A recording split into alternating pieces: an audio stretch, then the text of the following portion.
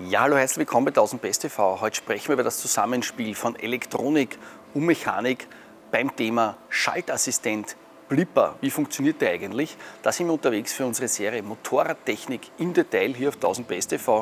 Und ihr seht schon, ich bin da bei einem der zahllosen Exponate hier in der KTM Motorhalle in Mattighofen. Kommst mit auf eine faszinierende Reise in das Thema Motorradfaszination, Motorradtechnik.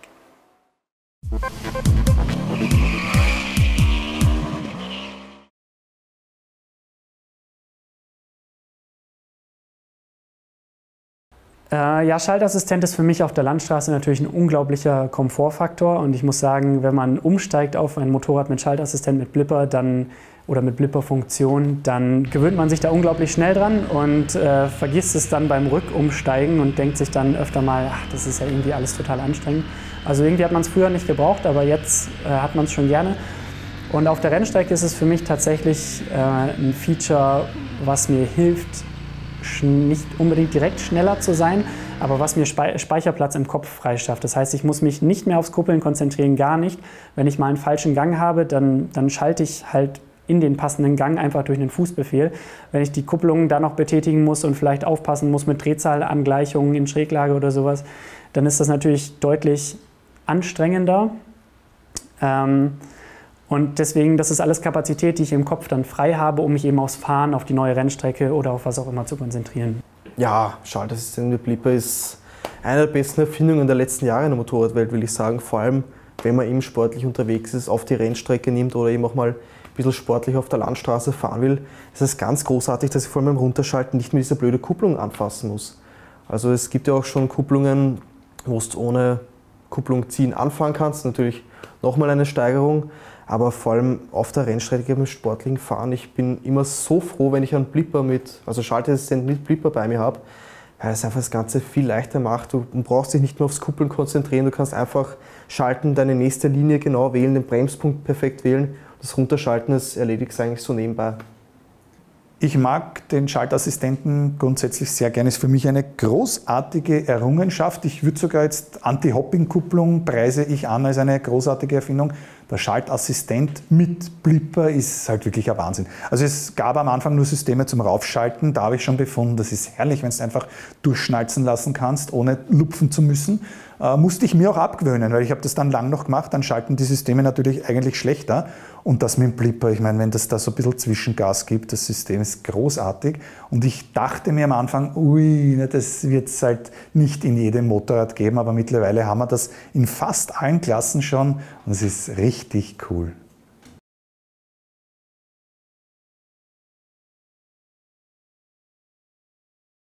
Okay, Schaltunterstützung ist ja allgemein bekannt unter dem Begriff Quick Shifting. Wobei man da eigentlich unterscheiden muss, dass man einmal hochschaltet und dann runterschaltet. Wobei runterschalten ein bisschen komplizierter ist, als auch eine mechanische Belastung für das Getriebe darstellt.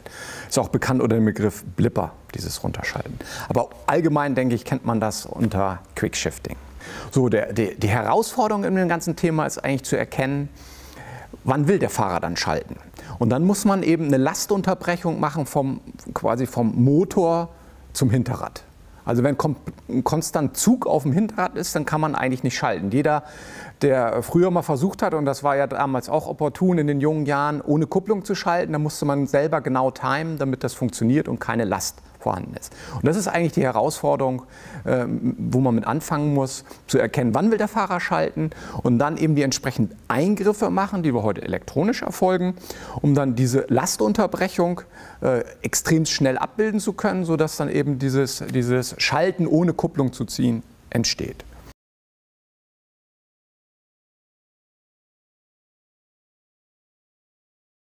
Ja, im Endeffekt braucht man eigentlich nur einen Sensor zum Erkennen des Fahrerwunsches oder einen Algorithmus, den man entwickeln kann, der dann etwas komplexer ist, dass man einfach erkennt, wann will der Fahrer schalten.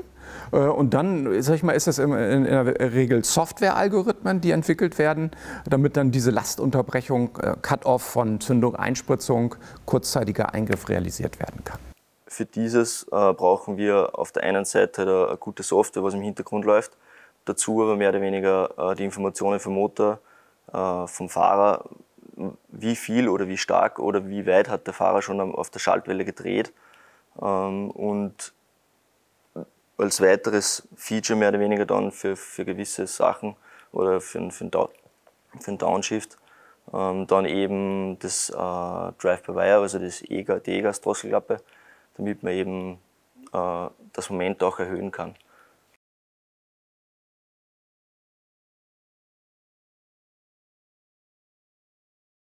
Heutzutage wird beim Quickshift-Vorgang nicht nur die Zündung unterbrochen, sondern auch die Einspritzung und sogar die Drosselklappe leicht geschlossen, um das Getriebe lastfrei zu schalten. Das heißt, die Zahnflanken stehen nicht mehr unter Druck und die Gänge können flutschen.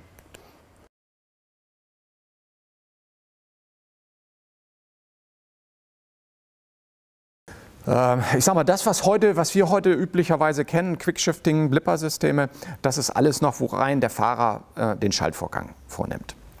So, es gibt einen gewissen, ich sag mal, Anteil, der noch relativ klein ist, wo eben solche Aktuatoren ins Spiel kommen, die dann solche Vorgänge vornehmen. Aber das, was State of the Art, was weit verbreitet ist, wenn man unter dem Wort Quickshift oder Blipper redet, das ist einfach, dass der Fahrer den Schaltvorgang selbsttätig durchführt.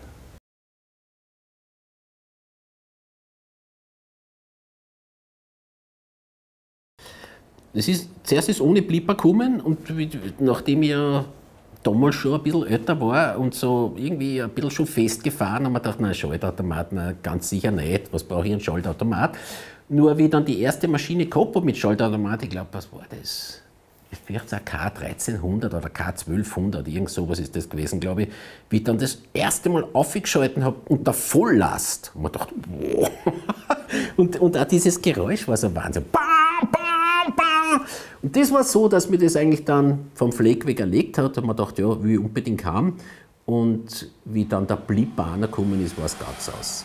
Also Blipper, wenn dieses beim Abschalten die Maschine selbstständig Zwischengas gibt. Das ist erstens so, dass man das erregt mich fast, das ist so unfassbar lässig.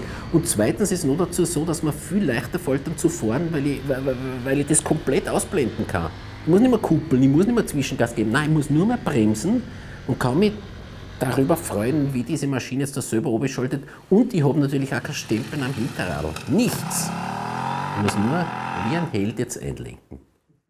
Früher hat es eigentlich den Upshift nur gegeben, in der Variante, wir dann die Zündung unterbrechen. Das war mehr oder weniger die einfachste Variante, sage ich mal, sozusagen. Es ist nicht gut gewesen fürs Abgas und mehr oder weniger ist ja das auch das Prinzip, mit dem die ganzen Nachrüst-Schaltassistenten arbeiten, sprich wir bekommen mehr oder weniger von dem Drehwinkelgeber das Signal, okay, oder die Schwelle, wir überschreiten die Schwelle, wir lösen den Quickshift-Vorgang aus und danach wird mehr oder weniger die Zündung unterbrochen oder ist unterbrochen worden damals und danach wird sozusagen im alten System der unverbrannte Kraftstoff, weil eingespritzt ist, weiter worden, dann mehr oder weniger in den Abgastrakt verfrachtet. Und das kennt man ja eigentlich mehr oder weniger aus dem Motorsport mit den Flammen aus dem Auspuff beim Hochschalten. Das Prinzip wird aber heute eben nicht mehr verfolgt. Aufgrund Abgasgesetzgebung, Emissionen werden reduziert. Es ist nicht mehr möglich, dass man die Zündung einfach nur unterbricht, sondern man braucht eben eine Strategie, wo sowohl die Zündung als auch die Einspritzung und auch der Eingriff von der Drosselklappe mehr oder weniger harmonieren, damit man dann den perfekten Upshift und auch Downshift gewährleisten kann.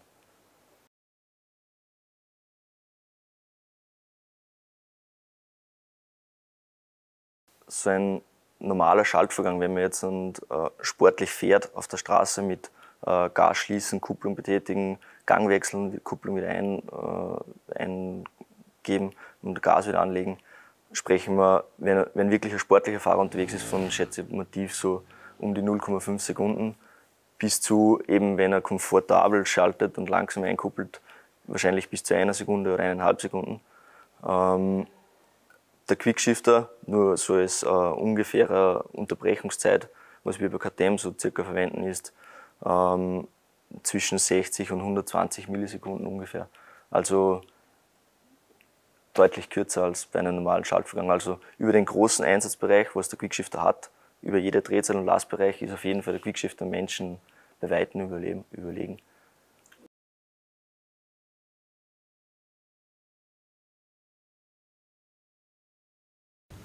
Ja gut, ich sag mal, das hängt aber auch vom Motor ab. Okay? In was für Motor du hast. Wenn du über einen Vierzylinder redest, dann wird der in der Regel auch immer mit höheren Drehzahlen gefahren. Okay? Wenn du so einen Schaltassistenten hattest auf Zweizylindermotoren, dann ist das schon wieder ein ganzer Anspruch gewesen. Deswegen würde ich nicht pauschal sagen, dass es immer so ist, dass du grundsätzlich eine höhere Drehzahl gebraucht hast. Okay? Das hängt dann auch rein von der Motorcharakteristik ab. Aber es war anfänglich wirklich so, dass ich sag mal, wenn du im geringeren Drehzahlbereich bist, dann bist du auch eher, ich sag jetzt mal, in diesem Schubruckeln. Und dann einen Schaltvorgang genau vorzunehmen, das ist dann schon ein gewisser Anspruch. Aber grundsätzlich würde ich jetzt nicht pauschal sagen, dass das jetzt mit einer Drehzahl abhängig ist. Sondern es hängt ab von der Motorcharakteristik und wo der Schaltassistent dann drauf verbaut ist. Ein Großteil eigentlich von der Zeit, wo wir den für den gesamten Vorgang verbrauchen, warten wir auf die Mechanik. Und jetzt können wir noch eine so schnelle ECU einbauen. Es würde nichts helfen, damit man das besser macht. Das ist rein mechanisch, speziell jetzt bei einem Einzylindermotor, Viertaktmotor gegeben. Wenn man jetzt das Ganze weiterspielt, bei niedrigeren Drehzahlen wird die Zeit natürlich noch länger, was ich warten muss. Bei 4000 Drehungen sind es 30 Millisekunden umgerechnet. Und danach bei 10.000, also die positive Richtung, wo wir zu der Theorie kommen, sind es dann nur noch 12 Millisekunden. Das heißt, ich kann einfach durch das die Schaltzeiten verkürzen und habe durch das mehr oder weniger oder gibt den Fahrer weniger Gespür für den Quickshifter. Man spürt weniger und dadurch, das ist ein Punkt, warum in der Volllast bei hohen Drehzahlen der Quickshifter besser funktioniert.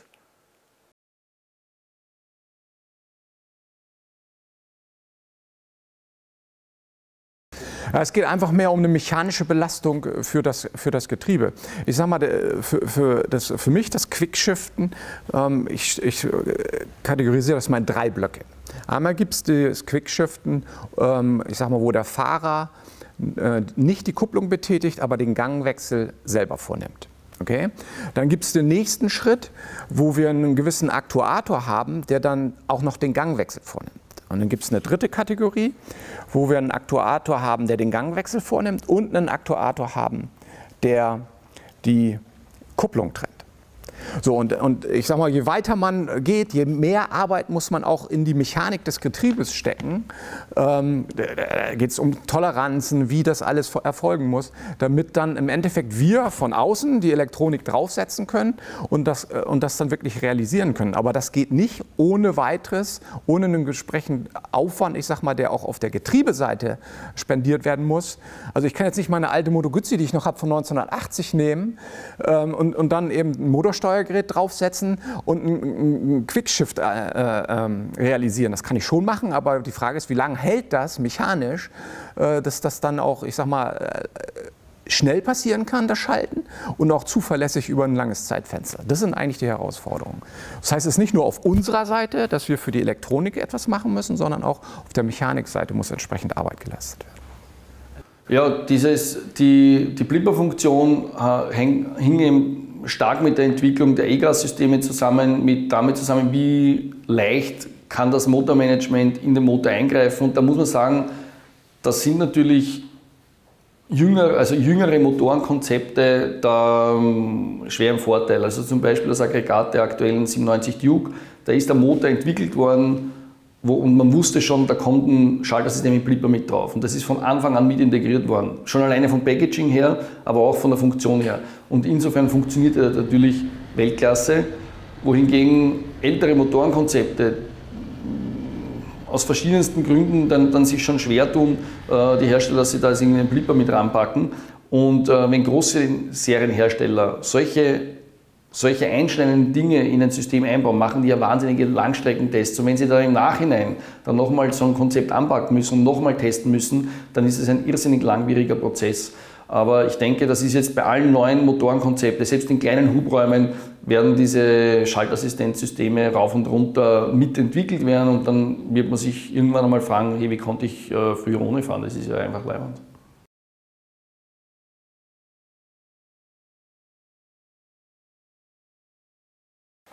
Ich würde sagen, man hat das noch nicht. Es ist ein ähnliches Thema mit Schaltassistenten wie zuerst mit der Traktionskontrolle. Dass es im Offroad-Bereich sehr, sehr komplex ist, so ein Schaltassistent, Quickshifter, wie auch immer wir es nennen wollen, abzustimmen, dass es auf unterschiedlichsten Bodenverhältnissen funktioniert. Weil es ist ganz was anderes, ob man jetzt irgendwo im tiefen Sand fährt oder auf einem ganz rutschigen Boden.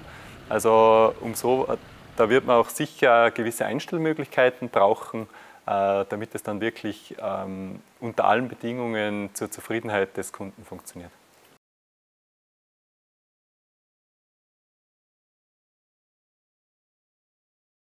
Also diese Quickshifter haben halt einfach aus meiner Sicht dazu gesagt, dass sie in heiklen Situationen, wenn du in Schräglage bist oder schon wirklich am Limit bist, weniger Körperteile bewegen musst. Und je weniger Körperteile du bewegen musst, in dem Fall einfach den Gasgriff nochmal schließen oder die Kupplung nochmal ziehen, wie auch immer, umso weniger Unruhe bringst du in das ganze Fahrzeug rein. Von den Konzentrationsdefiziten ganz abgesehen. Aber wenn ich hier einfach den Gasgriff und das ganze Unterarm auf voll stehen lassen kann und unten die Gänge durchsortiere und die Kupplung nicht berühren muss, bleibt dieser Oberkörper präzise stabil in einer eingefrorenen Stelle und ich kann bei, keine Ahnung, 46,2 Grad Schräglage, muss ich nur noch unten den Fuß bewegen.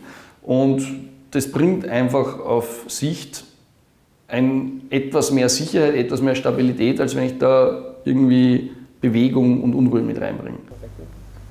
Also ich gebe zu, selbst wenn ich heute die Motorräder fahre, die eine Quickshifter-Funktion haben, dann dauert das, vielleicht auch weil ich etwas älter geworden bin, einige Kilometer, bis ich dann realisiere, dass ich die Kupplung nicht mehr betätigen brauche. Und ich sage mal, am Ende der Tour komme ich auch vollständig ohne Kupplungsziehen aus. Also ich habe mich da schon dran gewöhnt. Das ist für mich ein tolles Feature. Und insbesondere, wenn wir dann, ich sag mal, auf Reisen schauen, lange Reisen und diesen Komfortanspruch, dann ist das schon, für mich ist das schon eine tolle Sache, die man da machen kann. Das wird sicherlich nicht jeden ansprechen, aber ich sehe den Komfortgewinn für Reisemaschinen und ich sehe auch für mich den Komfortgewinn in der Quickshift-Funktion, dass ich einfach die Kupplung nicht bedienen muss. Insbesondere, wenn es, ich sag mal, tagelange Touren sind, die man in kurvenreichen Regionen fährt, wo es dann durchaus wirklich eine Belastung ist am Ende des Tages. Ja.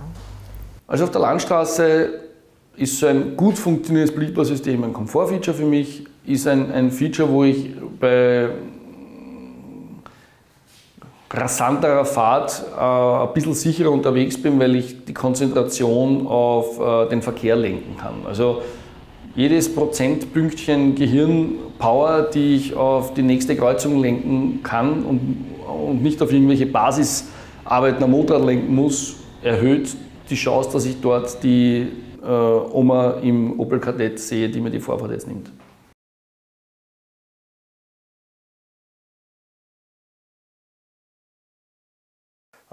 Zum Beispiel bei Nachrüstschaltassistenten hat man wirklich rein die Schaltunterbrechungszeit oder die Zyklen, wie lange man auf den Wiederanbrennen wartet, eingestellt. Mittlerweile ist das aber alles so ausgereift, dass ich wirklich das positive Moment auf das Getriebe erst wieder höre, wenn der Gang wirklich sauber eingelegt ist. Also grundsätzlich, es ist eine minimale Mehrbelastung des Getriebes, aber mit der richtigen Software und Funktionsweise ist auch das abgesichert.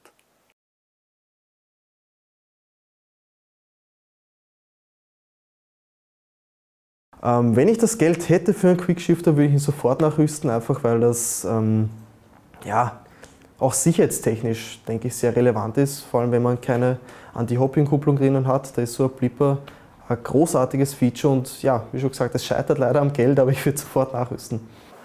Ja, Schaltassistent Blipper, das war auch so ein Thema, wo, als die gekommen sind, die Hardcore-Motorradfans gesagt haben, braucht kein Mensch, schalten durch selbst, da brauche ich keine Elektronik dazu. Aber ich glaube, das hat sich schon ein bisschen gewandelt. Postet da gerne unten drunter, wie ihr seht, ob das wirklich ein tolles Feature ist oder so etwas braucht man nicht. Postet es gerne unten drunter, wie da eure Zugänge sind, auf welchen Motorrädern ihr gute Erfahrungen gemacht habt, und wo weniger gute. Diese Erfahrungen, diese Meinungen sind immer so auch ein schöner Diskussionsstoff, den man hier in so einem Lokal wie der Garage wahrscheinlich diskutieren kann, aber eben auch interaktiv bei uns auf 1000 Best TV und in den Community-Beiträgen. Und wir freuen uns natürlich auch an eurem Interesse. Unten drunter ist ja der Link zu den weiteren Folgen. Schaut euch die auch an, bleibt dran, macht's mit. Tschüss, bis nächste Woche. Ciao und Baba hier auf 1000 Best TV.